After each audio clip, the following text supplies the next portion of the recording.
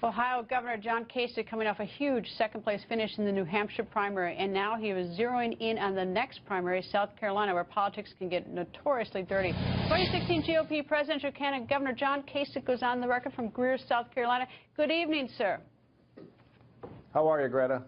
I'm fine. Before I talk to you about South Carolina, I want to talk about what happened in your state in that restaurant with that guy coming in with a machete tonight, actually last night.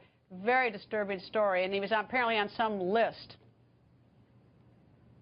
Yeah, Greta, I have some information, but I'm not at liberty to say. What I can tell you is the FBI has moved in to provide assistance. Fortunately, no one was killed, but a lot of blood in that restaurant. I mean, imagine being in a restaurant and having somebody come at you with a machete.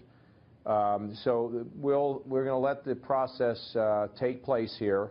And I don't want to get ahead of law enforcement. Obviously, it's really important, and we'll give you information when it's appropriate. You know, I somewhat gets a little bit of a reality check, though. You know, it's like when things like this happen, reminding about how dangerous, how important things are, you know, because I can get sort of hung up on who said what on the campaign trail a little bit and, you know, get sort of consumed with that, even whether Madeleine Albright said something or didn't say something. But, you know, we've got 4 citizens, and there's actually one critical in Ohio right now from this machete thing. You know, it's a reality check. You know, Greta, I mean, the deal is that our joint terrorism task forces, which are created by the FBI, Homeland Security, state and local law enforcement, they really are terrific people, and we just have to make sure they have the resources and they have the tools, and the tools can involve some things that it's better not to talk about in public, but I have great confidence in them, and when it comes to the lone wolf, what we have to do is rely on our neighbors to say, hey, I'm seeing something that I don't like that doesn't fit together. And this gets back to us, you know, keeping our eyes open and being part of the community. It's, you know, it's something I've been talking about on the campaign trail. I mean, broader than this. But you can't just sit around and wait for the government to come and fix your schools or to deal with the problem of drugs. And there's a lot of people out there who are lonely. And so we've got to all be part of a community. That's the spirit, the essence of our country, to be together.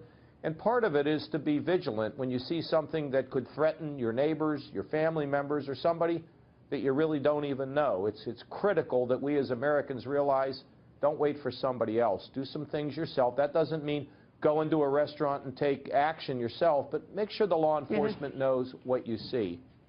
Indeed. All right, South Carolina, a little different state than New Hampshire. You had a big second-place win in New Hampshire. What's your strategy for South Carolina? Different demographic, it's a different state. You know, Greta, I have to tell you that I'm getting great reception down here. Frankly, you remember in the old movie Jaws where it said we better get a bigger boat? Now we have to get bigger venues. We had about 1,000 people tonight at Sun City. They just...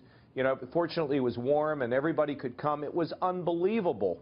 We're getting really good crowds, and frankly, some of the enthusiasm is not being absorbed by our infrastructure, but the infrastructure's coming, and we will compete in South Carolina, but make no mistake about it, this is a national campaign.